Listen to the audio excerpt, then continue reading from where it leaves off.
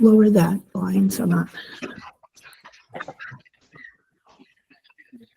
Okay. So welcome everyone. Happy Friday. Happy November 1st. Hope everyone had a great Halloween and appreciate y'all being here this morning. I am Larimer County Commissioner Jody Shai McNally, Chair of this Legislative Committee for the Colorado Forest Health Council, and welcome you all and thank you for being here today. Let's go ahead and take roll call. Okay, good morning, everyone. Samantha Albert. Present. Nice to see you all. Yeah. Katie McGrath Novak. Pat Dorsey. Christina Bury. Commissioner Jody Shattuck McNally. Present. Morning, Commissioner. Mark Morgan. Yeah. Morning, Mark. Julie Stencil. Hi, Julie. Selvin Whiteskunk. Commissioner Veronica Medina. Morning, Commissioner. And Allison Lynch. Good morning. Morning, Allison. And I see Christina just hopped on too, so I'm gonna mark you, Christina. Thank you. Thank you. I know I'm a black screen right now. I'm not sure what's going on with my camera. I'm sorry. I'm here though. Okay. Thank you all for being here today and appreciate everyone's time. We have a very interesting and exciting agenda today, but first we've got to take care of some business. And so hoping people had a chance to look at the minutes. Or do we have the minutes today? Do we have them? I don't remember. Hope everybody had a chance. So would love to welcome a motion to approve the minutes from 2 weeks ago. I'd move to approve the minutes. I'll second. Great. We have a motion on the table and a second. Is there any further deliberation?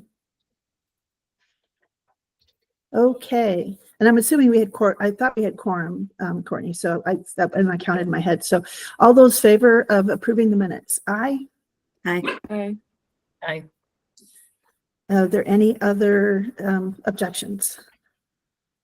Okay, minutes approved. And so now I'm going to turn this over to Allison Lurch, who has graciously gathered all these and brought all these folks together for us to have this kind of panel discussion. And then we'll talk a little bit at the end. And thank you all again. I just wanted to say how much I appreciate. We had a full council meeting on Wednesday and you're all still here again on this Friday. And so I just want to make sure you all know I really value your time. It's so important. We have such a strong and active committee and it just doesn't, it just amazed me. And I just want to say my heartfelt gratitude for your time and efforts today. So Allison, I'm going to turn this over to you to facilitate this conversation and discussion. And I'm looking forward to this. Thank you. Thank you, Commissioner. Yeah, thank you all for being here. It does feel like we've been together a lot this week, and there's always still so much more to learn. So I'm also grateful to have a full house today at 8:30 on a Friday morning. Well, we've been, between Courtney and Commissioner and myself, we've been talking about, our Friday presentations and, how this really is our information gathering stage and really hearing from our stakeholders. And, shared stewardship has been something that has been always important at the DNR and Colorado State Forest Service. But we really had a big year this year in shared stewardship where our MOU between the U.S. Forest Service and the DNR celebrated its 5-year anniversary this year. And DNR Director Dan Gibbs and Frank Bem, who's now retired with the U.S. Forest Service, signed a 10-year extension to continue these efforts. One thing that I've been really excited in my role here at DNR as a Forestry and Wildfire Mitigation Policy Advisor is shared stewardship is under my lens as well. Shared stewardship really isn't it isn't a program with check boxes and end games. it's a continuation of relationships. It's building relationships. It's facilitating cross-boundary projects. It's being strategic, it's sharing resources. And it's really everything that I think we talk about here at the Forest Health Council. You know, we have a lot of things that we know are important, as you know, in our statutes and what we got to talk about on Wednesday. And so I really wanted, and shared stewardship brings in that as well. So we wanted to pull together a panel style presentation, interactive and fun, with 3 incredible people from our state to really share different types of stewardship efforts that happen and that we can learn more about, and understand other ways that we can connect, collaborate together, and how possibly this council can help support those types of efforts. So with that introduction, I want to do a little, Courtney, I want to know if we can do a little Zoom magic. And do you know how to, well, it's hard to talk and Zoom magic at the same time. But what I would like to do is put Everett Merritt with the Colorado State Forest Service, Scott Golden with Boulder County, and Jonathan Packlian up on the top of our screen, and sort of have them on the top. I'm going to try and do that after I introduce them. But all 3 of them have prepared either a presentation, but I said no slides were mandatory. So really make this like a conversation between all of us for 5 to 10 minutes tops. And then we'll have plenty of time afterwards to ask questions and have discussion on shared stewardship and these stewardship efforts. How does that sound to everyone? Great. Okay, well, Everett is going to go first.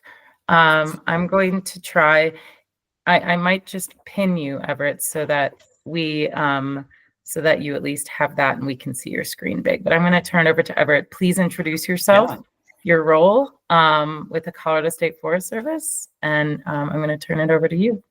Yeah, thanks, Ellie. Hey, everybody. My name is Everett Merritt. I am managing the Good Neighbor Authority program at the Colorado State Forest Service. I do have some slides. I promise it's just to show some pictures, though. So I'm going to try to share my screen here.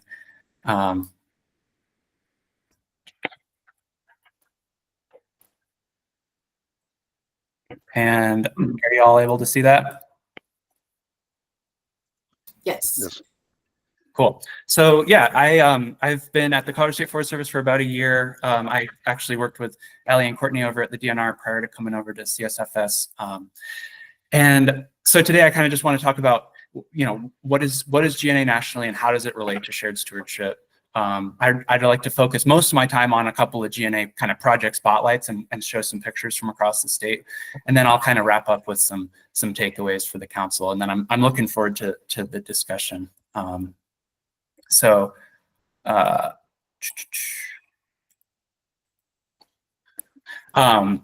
is GNA nationally and kind of how does it relate to shared stewardship? So just to make sure we're kind of all operating on the same baseline knowledge, Good Neighbor Authority is a national authority authorized by the Farm Bill, and it allows the federal government, the Forest Service, the BLM, and recently it's been expanded to the National Park Service and to the U.S. Fish and Wildlife Service. Allows them to enter into agreements with states, counties, and tribes to do restoration work on federal land. So that's kind of the big picture of GNA. We also use GNA to accomplish cross-boundary projects between federal government and state, private, and tribal land. This photo is our Cherokee Park project up in Larimer County, which I think has been a successful example of kind of GNA being the right tool in the right place. Cherokee Park is a pretty checkerboarded land ownership between Arapahoe Roosevelt, CBW, private land, and our foresters have really done a good job of kind of getting some work going in some landlocked portions of the national forest, surrounded by an HOA, you know, as you can see here. Stuff that might not have gotten done without GNA. And so kind of as we're thinking about shared stewardship, I think GNA is really one of the best examples of a tool used in shared stewardship, working on the ground, in states across the West, and we've had a lot of success in Colorado. So kind of how does GNA relate to shared stewardship specifically? When we're thinking shared stewardship, we're thinking about determining management needs on a state level. So as Matt McComb says leaving agency logos and egos at the door, coming together, making joint decisions, setting joint priorities, combining kind of mutual skills.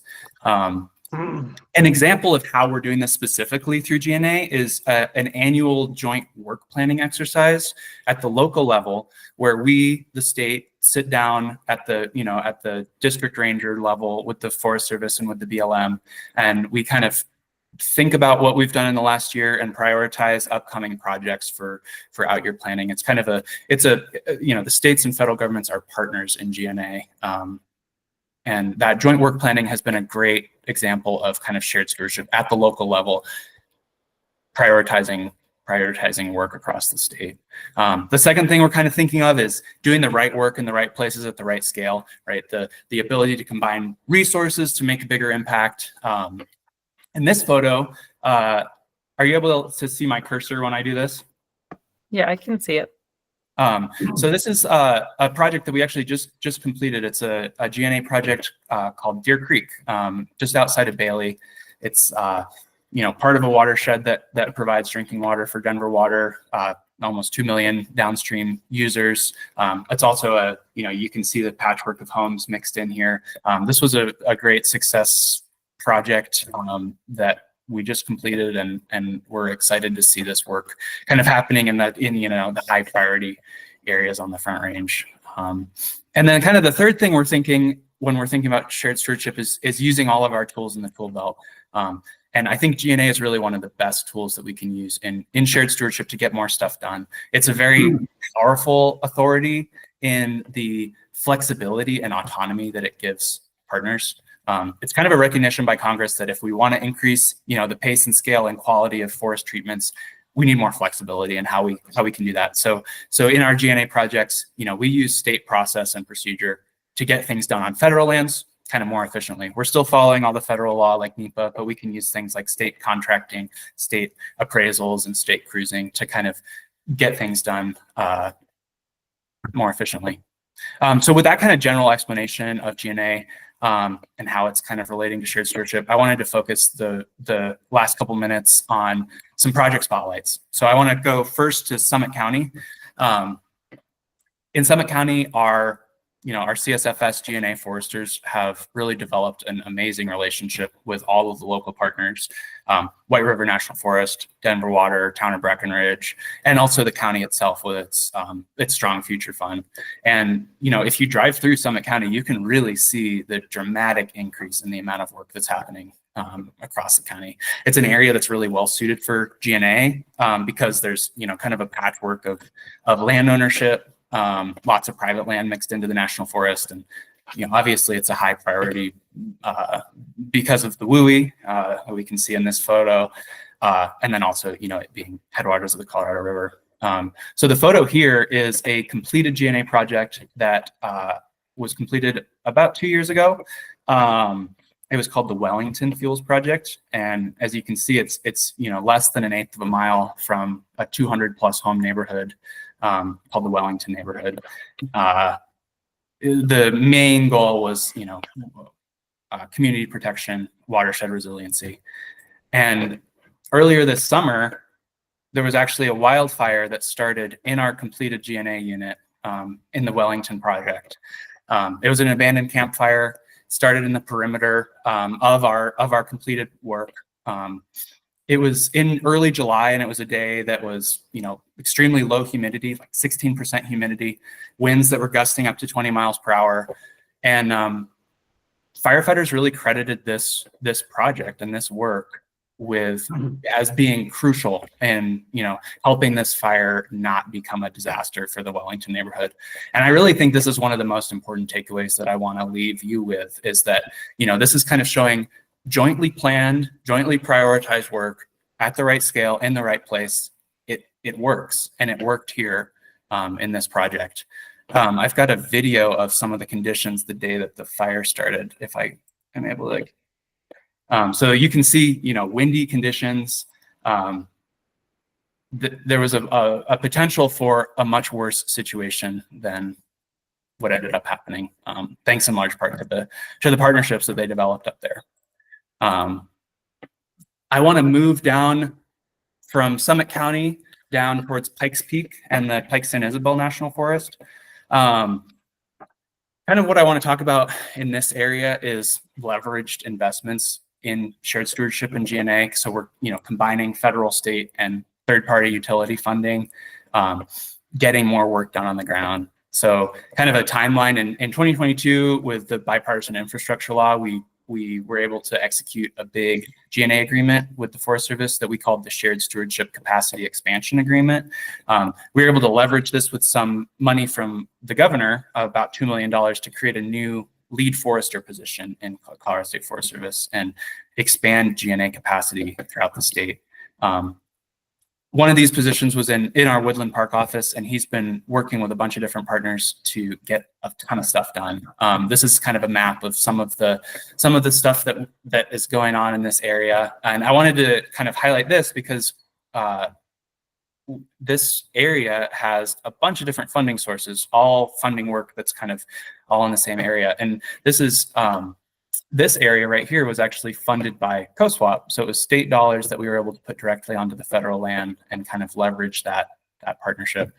Another really important part of this area is Springs Utilities and the partnership that we've developed with them.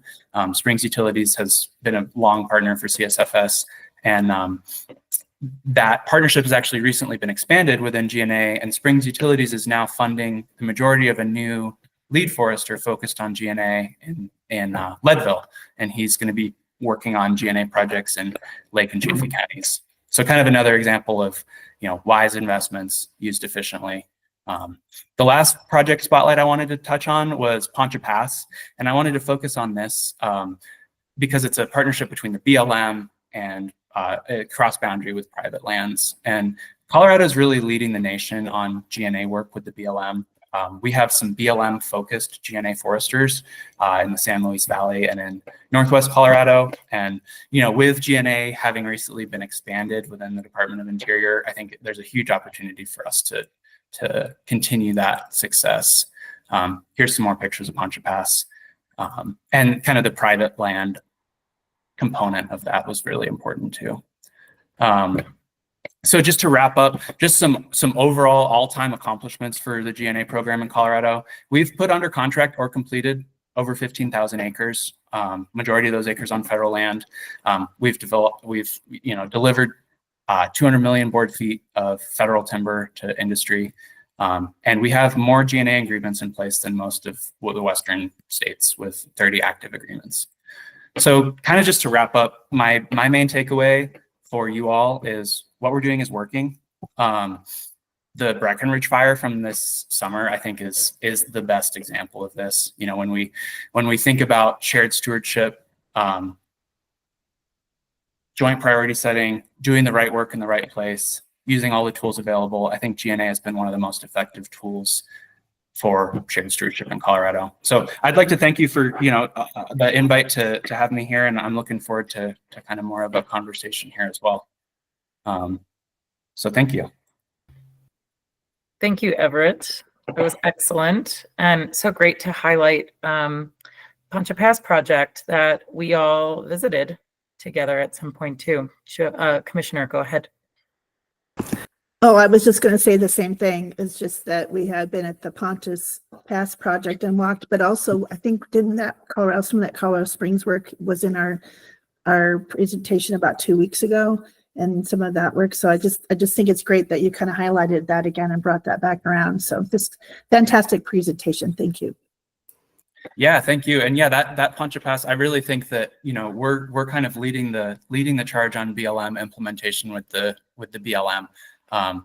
And I'm really excited about the future of that. We just executed a new big agreement with the BLM too, so we'll be continuing that work across the state. Thank you. Go ahead, Julie. Thanks, Everett, for the presentation. I have so many questions. I'm going to limit myself. You talked about the annual meeting where projects are prioritized. Yeah. And I was curious if you could talk a little bit about the criteria that are used in that meeting to set those priorities. To give you some background, so I represent the utility seat. And so when I think about what I'm hearing in this space, I think about, and I think your last picture had some overhead utility lines in it. So I went, that's what sparks it for me, right? There have been for utilities a lot of challenges with the ability to get hazard trees removed outside the utility right away, and those trees are a risk.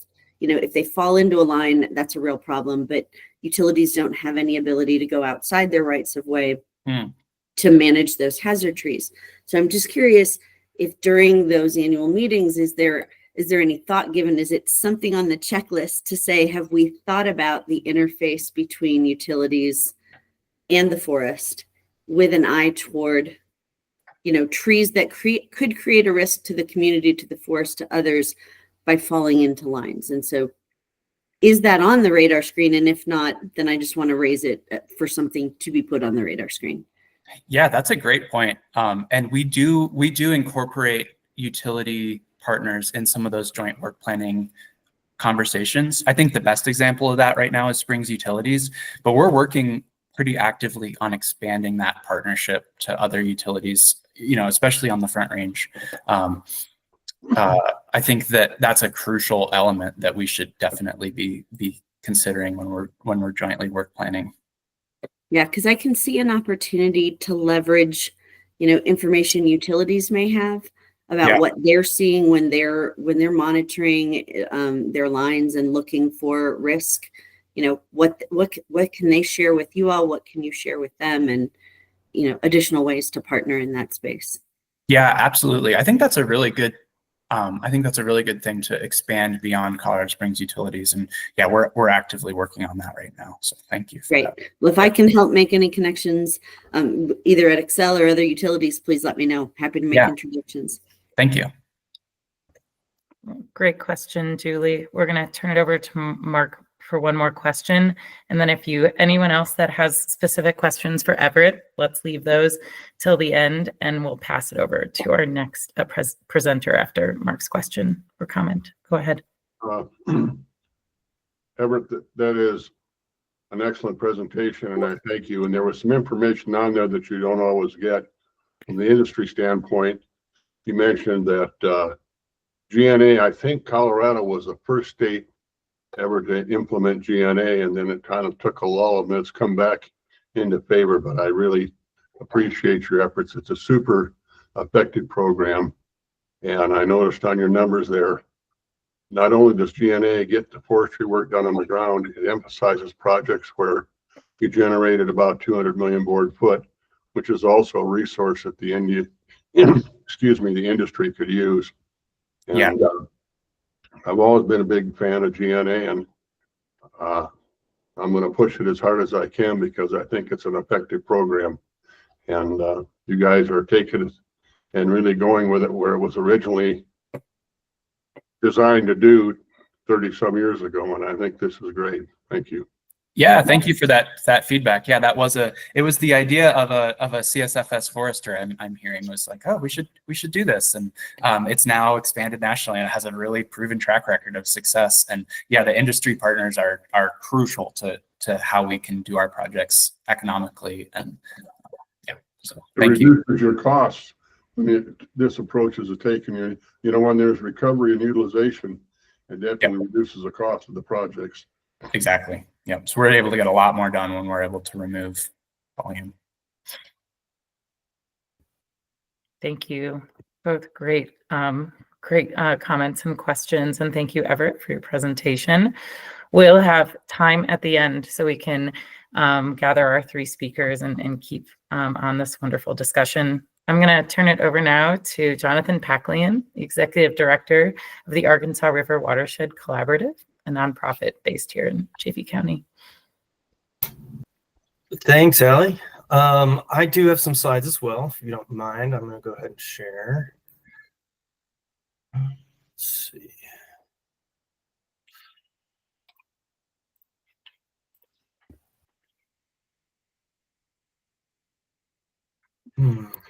Okay. How is that looking? I think that's good. I can see them. Are we in presentation mode now? No, we're still in regular mode. I think if you go view slideshow maybe, or yeah. Interesting.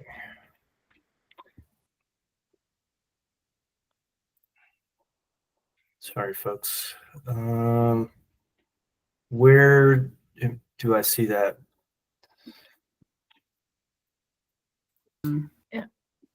Jonathan, I think we can see them mostly though too if you don't get to slideshow mode. Are you in PowerPoint or are you in slides? It's PowerPoint. I also think at the very bottom right, next to where you can zoom in and out, there's a little, what looks like projector screen. Very, very bottom right. You might be able to click on that. And if not, I'd say just go through. Okay. Well, you'll be able to read my notes, which I don't think is bad. So let's just go ahead and do it. I want to talk a little bit about the Monarch Pass project. And this was a shared stewardship with the U.S. Forest Service, San Isabel. And one of the things I want to highlight is you can see our equipment here. And that's going to be an important part of this discussion and why that matters. We'll get to here in a minute. But I do want to just say who we are. We're a nonprofit watershed group based in the Arkansas Basin. I'm here in Chaffee County, where this project took place, and we have very large basin, so we cover a lot of ground. We were formed out of the water community in the Basin Roundtable. Did that slide forward, move forward? Oh, that is weird. Okay, I'm gonna exit. How about now? Yep, we can see the next slide. Okay, great. So we were formed out of the Arkansas Basin Roundtable, so we do have a focus on water and the water community. And I think we all know how forestry fits into that matrix. So we are here to help. We're here to raise money. We're here to identify forestry and water projects. We work in the post-fire world and anything that can be related to a watershed. So where is Monarch Pass? Again, we're here in Chaffee County. Salida's over here. I'm here in Poncha Springs, 20 minutes away. We got Monarch Ski Resort. We have the South Arkansas River, which provides water to Salida. We have power lines. We've got Highway 50. There's a lot happening here. And there's camping. There's a lot happening in this very small area. And the thing to note is we did have pretty heavy beetle kill here, 85% mortality in this narrow, steep valley. And the challenge here is that steepness, right? How do you treat 60% slopes? And that's where this equipment came in, the Ponce equipment. And you can see on this one, it's actually tethered to another piece of equipment with a cable. So really steep, and these are they have wheels, but you can add tracks to this equipment. So it lessens the impact, and when the area is treated, you sort of create these lanes of slash, and so you do end up kind of concentrating that impact to those lanes. It does create sort of a visual impact of like this striping, but I think that's a necessary part of this, just to make sure we're not causing additional impacts to soil and otherwise. So this ended up being over 400 acres. There were a lot of different goals. But from our perspective, the headwaters of the South Arkansas was a big one. I do want to say that the timber was utilized too, and that went to market, and we had Miller Timber as the contractor, and they're kind of experts in that. They're from the Northwest, Pacific Northwest, And so they've used this equipment on past projects, and we're very professional and dialed when it comes to this sort of work. So getting to the shared stewardship part, you know, we're a nonprofit, and so we have a portion of this. The initial talks were about 20% of the project funding. We're talking about a $2 million project. I think we ended up providing more than that just because it was just an expensive project. But we split the duties, of course, with the Forest Service. You know, they set up the project and cruised the timber and laid it out.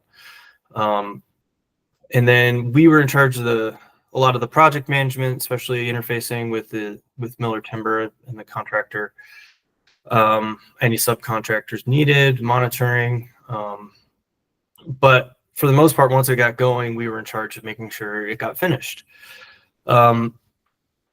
So as a nonprofit, you know, we don't have income other than what we fundraise for particular projects, right? So then that comes into how do we cobble together all the stakeholders and the funders to make this happen and to cover our percentage that the Forest Service has made us responsible for. So, you know, it was a pretty big success as far as who wanted to contribute. We had CWCB, we've had water providers, the cities, towns, the county,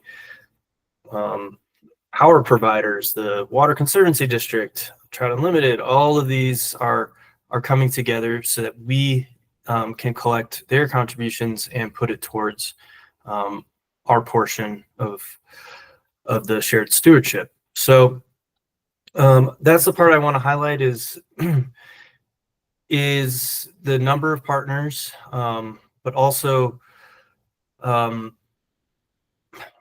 know, it takes a lot of different folks to make something like this happen.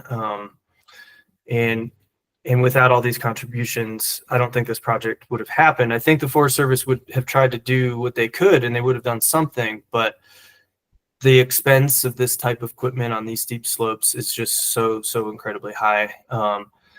And so I don't love using this word, but it's basically subsidized, right? We were hoping things would, you know, with timber sales and, you know, creating an economy around this thing that these sort of things would kind of begin to be less burdensome on the communities and all these partners. But just with the expense of this type of equipment, it's going to have to continue to be a joint effort between the Forest Service and local and regional partners. So with that, there's that kind of a final, the summer following finishing, you can kind of see that tiger striping there on Monarch Ridge. And it continues to look better and better every season. So it's been a success. The thing with these types of projects is like when you do your job right, nothing really happens because you know what we're trying to do, trying to avoid a disaster. And so far so good, but I appreciate the opportunity to talk about that because we do want to highlight the success of it and the fact that there is no disaster. So thanks everybody for listening, and I'll leave it there. Thanks, Jonathan. Does anybody have any quick questions for Jonathan before I pass it over to Scott? Yeah, Mark. One quick question. In total, what was the cost per acre on the ground of the project? Mark, I'll have to check on that. I don't know it offhand, but it was probably over 8,000. That's what I had heard, and that's why I was curious. Thank you. Thanks for your question, Mark. Anyone else before we pass it over to Scott? Okay. Well, now I'm going to turn it over to our third presenter. I thank you so much, Jonathan, for sharing the story of the Monarch Pass project. And now I'm going to turn it over to Scott Golden with Boulder County. Scott, please introduce yourself and share. Good morning, everybody. Appreciate the opportunity to be able to talk to you. My name's Scott Golden. I'm Senior Resource Specialist with Forestry Fire here at Boulder County Parks and Open Space. Really appreciate the take of the previous two presenters. I like how it's kind of filtering down, starting with Everett's, what we're doing at the statewide scale, and then really filtering it down to what we're doing here at the local scale. And I'm trying to see here, Google Meets. We'll see if this works. Boom. Are we seeing anything? We do see your screen. Wow, you're seeing like all of my screens. That's not good. I was trying to just share the PDF on here. I had some technical difficulties earlier. I don't know if you noticed when I conked out, my camera conked out, everything conked out. So I'm going to sit here and wing it. So the basic gist, it all starts back in actually 2019 when folks within the county started working, how can we accomplish some of these cross-boundary projects, right? We've all heard the really popular phrase, increase pace and scale. We're starting to see some larger fires, realizing that fires and forest management realizes no boundaries, and it's time for all of us to be able to play in the sandbox together. So fast forward that we formed the Boulder County Fire Shed, which is actually meeting at the same time that this meeting is meeting. So as soon as I'm done here, I'll jet on down there. But we came together with the without bringing up the screen, all of the partners. So the U.S. Forest Service, Colorado State Forest Service, Colorado Forest Restoration Institute. I believe the DNR was in there as well. All the municipalities, the county, of course, our local NGOs, the Watershed Center, which is based out of St. Vrain Creek, and the Boulder Watershed Collective, which is based out of Boulder Creek, all came together and said, okay, we're going to work together. We're going to figure out how to get this done. And that MOU was signed in 2020, which we all felt good about. And I didn't really realize quite the power of that until fast forward to our next project. So when the governor's office and DNR came up with Colorado Strategic Wildfire Action Program, specifically the Landscape Resilience Investment Grant, that seemed like a custom tailor fit for us and what we wanted to do. Our focus area, for those of you that are familiar, without me bringing up a map, the North St. Vrain. So the city of Longmont owns Button Rock Preserve, which within that land holding is Ralph Price Reservoir and also Longmont Reservoir. Between those two, Ralph Price is the storage reservoir for Longmont lions, and Longmont Reservoir is a water intake, and that serves about 80 to 85% of the total domestic water needs for all of Longmont lions. So to say that that's a high value resource is kind of an understatement. So City of Longmont had been doing some work around the reservoir for several years, wanted to do more. We own Hall Ranch, which is about 4,000 acres directly adjacent to Button Rock Preserve. We had been doing treatments there, some with thoughts on water quality, more of it was forest restoration treatments. But as we all know that a lot of forest restoration treatments, true forest restoration treatments in the Lower Montane are great fuel reduction treatments. So we started having bigger conversations with the city of Longmont right before the co-swap for 22 was announced and said, hey, we should get together on this. So between what they had, we developed Cook Mountain on the far west side, an area that they call Antelope Park that directly adjoins Hall Ranch. And then we did work on the other side of Hall Ranch. Literally, we used our property for their landing because they didn't have a suitable landing area. And all of that came together cross boundary.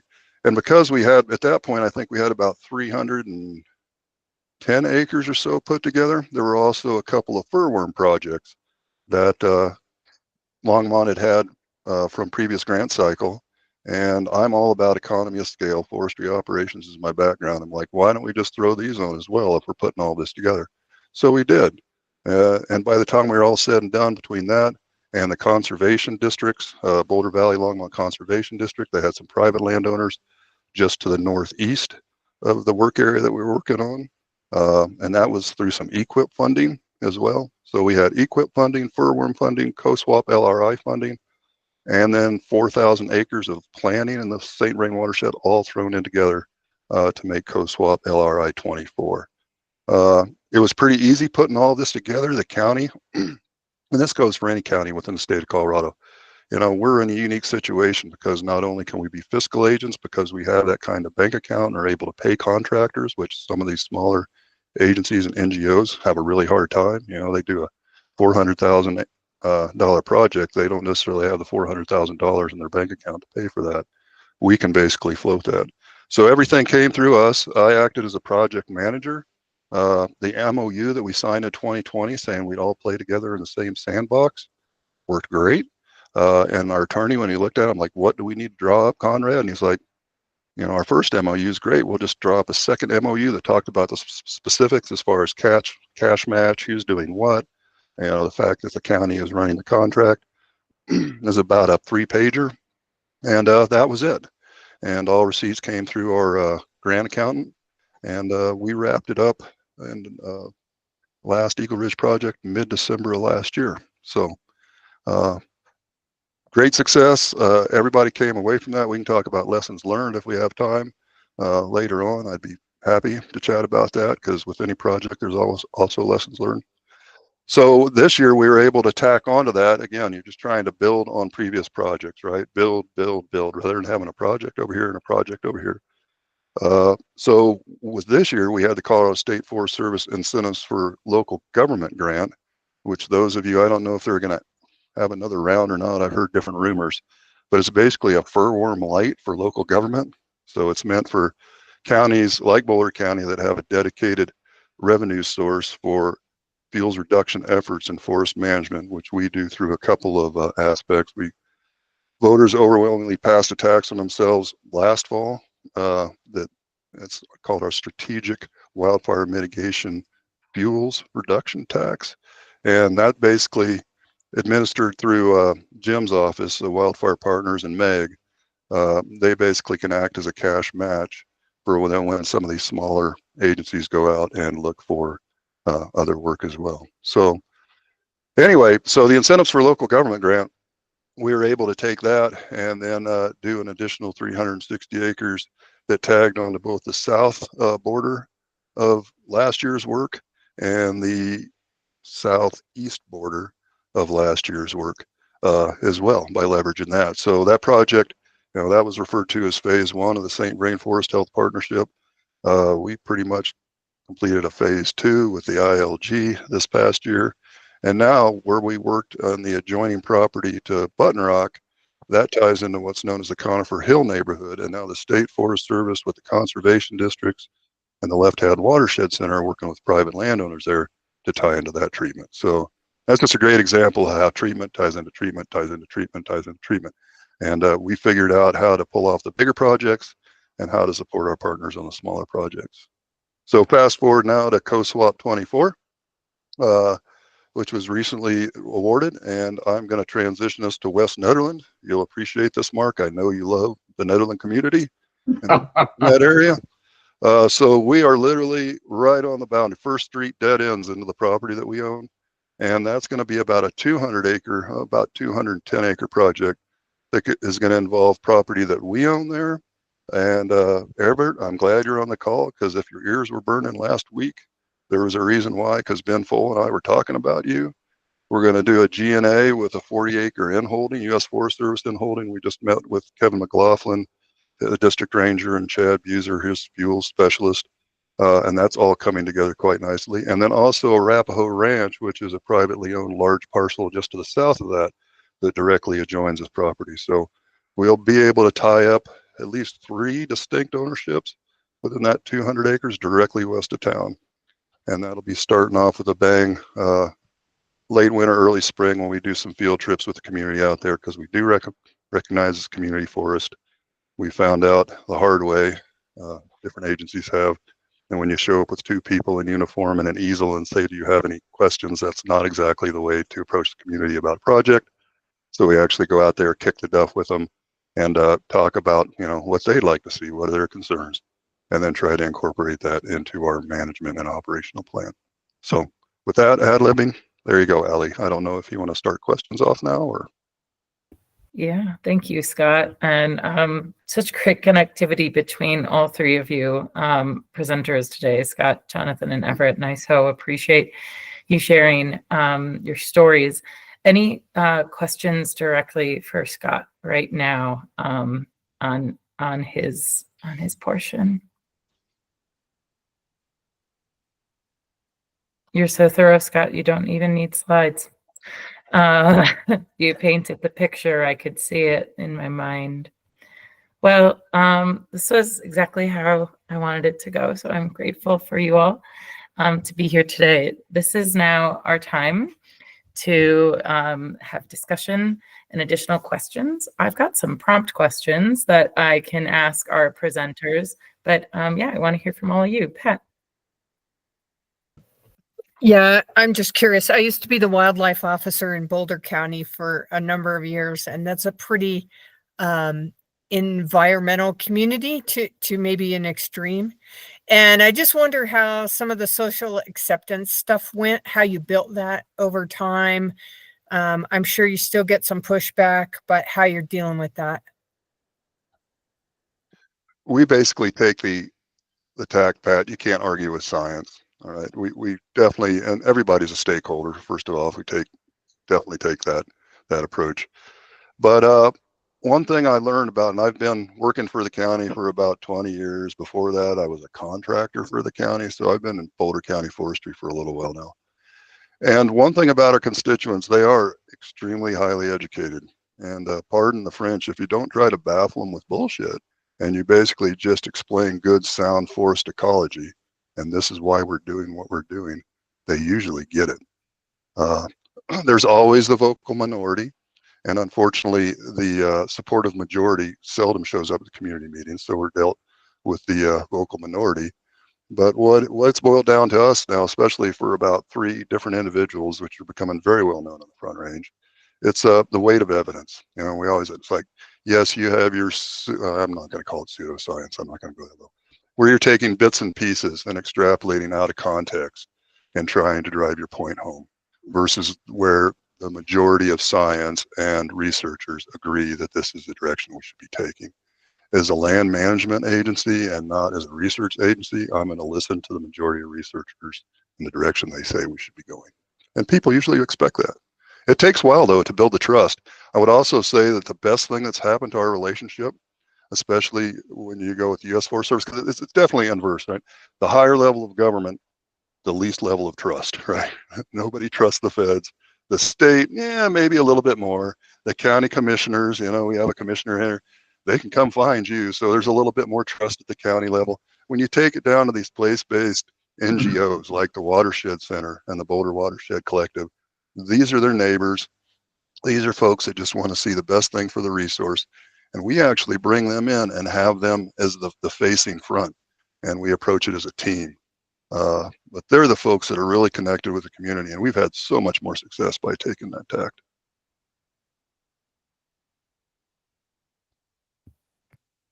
Thanks, Scott. Mhm. Yeah, I appreciate that, Jonathan. Julie.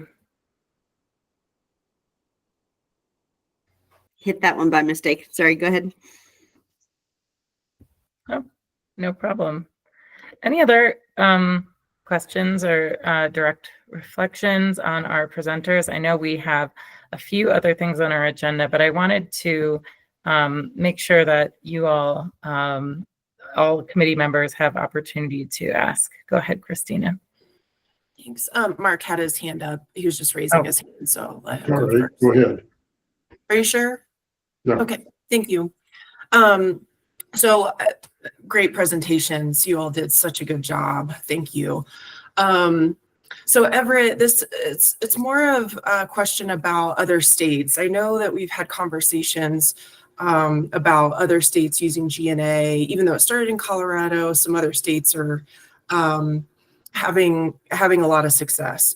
And so I thought that perspective that you have from other states would be valuable for this group. So just wanted to get your thoughts on how Colorado compares to other states and where we could learn from other states.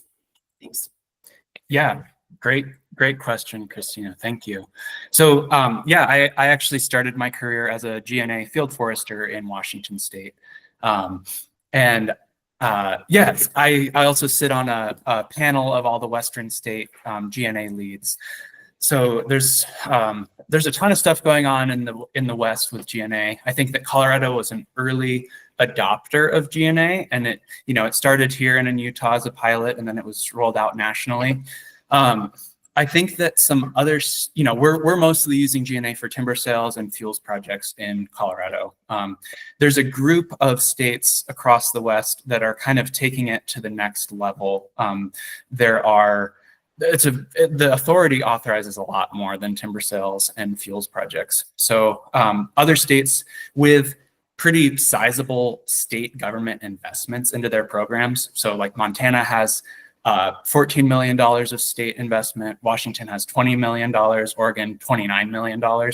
They're kind of able to take it to the next level with state-run NEPA analysis is something that a lot of states are doing. That's something that's authorized in the authority. Federal forest reforestation. I think that there's a huge opportunity for us, especially as we get the renovated nursery back up and running in Colorado, to play a huge role in reforestation after the fire. That's authorized through the authority. There's also all sorts of like watershed services. We could be doing beaver dam analogs or road decommissioning or fish passage through the Good Neighbor Authority too. So it's used in a lot of different ways across the West, and I think it's potentially underutilized in Colorado at the moment. I think potentially, various factors, but we're very heavily federally funded right now, and I think that other states with additional state funding have a lot more flexibility in how they're able to use the authority. Thanks, Everett. I'm going to go to Mark. Thank you. All three of the panelists. One thing I noticed is, especially in the Arkansas project, Phil, there, that the costs, there's a break point in your cost for operating on the ground. A lot of it is due to slope, different conditions, but a lot of it is due to slope. And I'm pretty familiar with tethered harvesting equipment approaches. We've looked into that. There's a threshold somewhere around 45 or 50% slope with conventional equipment, and that generally tends to reduce your operating cost oftentimes by about 50%, which allows these managers to get more bang for their buck and get more acres done. And so when you go for that last 10 or 15% slope properties, it really drives your cost up significantly. And I would just question for the managers is to get more acres done in these headwater situations. If we didn't take the exact extreme slopes and work within the capability of the ground-based equipment, that maybe we could get a lot more done, which would drive the cost down and make your programs way more effective, because we have such a huge amount of work that needs to be done. We don't have to solve every inch of acre.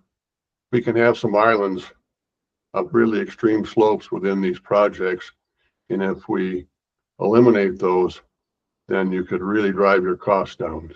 Have you guys looked at that, the cost per acre versus your management goals or desires?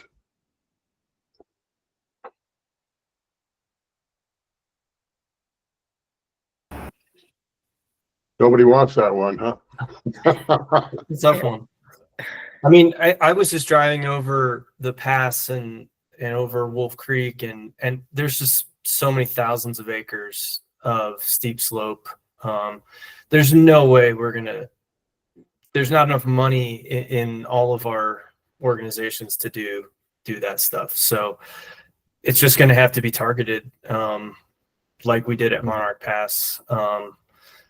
We haven't done one since. We ended around 2021, and we haven't done the steep slope since. We were hoping there'd be a little bit more here and there in these targeted areas, but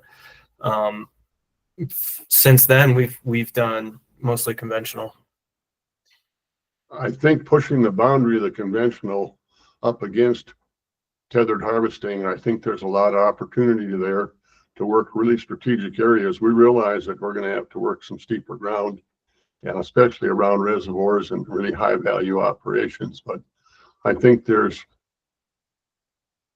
at the original project there, everybody said, let's prove what we can do and see what we can do physically. And that was a good example. But I think the take home from it is to back off a little bit and get a whole lot more acres. That would be my suggestion anyway. Yeah, it's kind of what happened, Mark, to be honest, since then. Well, that's good. Then you learned a lot from it, and then moving on. I mean, that's how you learn, and that's positive. That's moving on. Mhm. I just want to do a 5 minutes time check for everybody because we only are approved for till 9:30. So Allison, I'll let you ask that last question. Thank you. Yeah, Scott, why don't you respond to Mark's question, and then will you move into my final panelist question as well? So before Scott answers, I just want to say thank you to all of our panelists. And our final question for you from the committee today is just what is one thing you would like the Forest Health Council to take away from today's discussions? So Scott, I'll turn it to you to respond to Mark, and then if you would also do a quick lightning answer to that question as well. Sure, absolutely. So Mark, I would say that we're definitely in a mindset of not treating every single acre. And if you've noticed this whole pod delineate or potential operational delineation areas, we started dividing the Front Range specifically into pods. So we're looking at areas where we can actually make stand, reduce fire behavior, lay some slurry down, and then those interior pockets, you hate to say it, they're a write-off if there's really no resources at risk, but some of that, it's more like just kind of encapsulate the issue. The North St. Vrain, for specifics, what we're doing is basically creating a catcher's mitt so that this area, it's an RNA, a research natural area. It's basically like a wilderness area. Can't be any mechanical operations. So once we do that catcher's mitt, then they're going to do aerial ignitions within that area. I'll also say that other than tethered CTL that you're seeing here, that post Calwood fire, I ran the project for the aerial mulching that we did, and working with a helicopter contractor. And if you can get guys off the ground not setting chokers, and they're running a grapple off the bottom of that helicopter, and you can get a feller buncher in there and pre-bunch to the exact weight for the helicopter, you can get the price way down on some of that. We were slightly over $2,000 an acre to harvest and fly both. It was all about just short turn distances and having that pre-measured weight. So short answer to that. As far as what I would say, Allie, going forward, we all drop our ownership issues. We all learn how to play in the same sandbox. We're all meeting to death. I was just responding to a survey request from the NOCO fire shed. And it's like, do we have the right amount of meetings or too many meetings? It's like, I don't know. We still have things to talk about. And nobody wants more meetings, but I think through communication and figuring out how to work cross boundary, it's very doable, especially when you take it to the county level. The counties are, even the most disadvantaged counties are very capable of quite a bit just from the way that they're structured. So that's it. Thank you so much, Scott.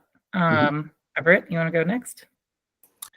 Yeah, I think that it's been really great for me to hear from kind of like Scott, you said, the three different kind of scales of implementation. I appreciate you organizing this, Allie.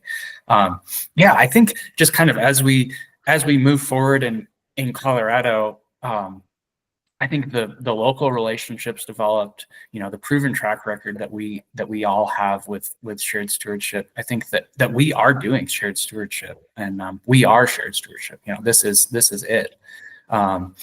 I think that just to see all these projects that are protecting communities, watersheds, as we move into this era of mega fire and climate change, it's great for me to see. Just thank you for organizing, and I'm looking forward to more conversations. Thank you, Everett. And then, Jonathan, over to you. What's one thing you'd like the Forest Health Council to take away from today's conversation? Well, I like that Scott gave a call out to his local group, like watershed group, and you know, that exists in every portion of Colorado, and we are one of those as well. So the way that works, where the Forest Service or another entity, a governmental agency, can put the public facing part on their local group, I think is a really great way to handle it. So we hope that will continue, and we hope it'll grow. Thank you. And thank you, everyone. Commissioner, I'm going to turn it back over to you. Yeah, we're out of time, and thank you all. I put it in the comments, but thank you all for fantastic presentations. I think this is our last of our kind of series of presentations. I thought this is a good way to wrap it all back up into one type package. We do have a meeting in 2 weeks. We'll kind of go over some of the things that we didn't cover on the agenda today. And I just want to say, yeah, it'd be great to have these, get these slides, and thank you all for the presentation. It's really important. And thank you for your work. Tremendous impactful work. And thank you just for being here today. And I wish you all a wonderful weekend. And I will see you all in 2 weeks, and we'll kind of think about these takeaways, and we'll continue that conversation. But think about your schedules for the next 2 months so we can have that conversation. So I will take a motion to adjourn, please. I'd so move. Is there a second? Second. Yes, Mr. Morgan. Without objection, any objection to adjourning? All right, we are adjourned. Thank you all, and have a wonderful Friday and weekend. It's great to see everyone. Thank you, Allie and Courtney, for organizing this. We really appreciate this wonderful conversation. Thank you. Thank you, Yeah, everyone. Thanks, everyone.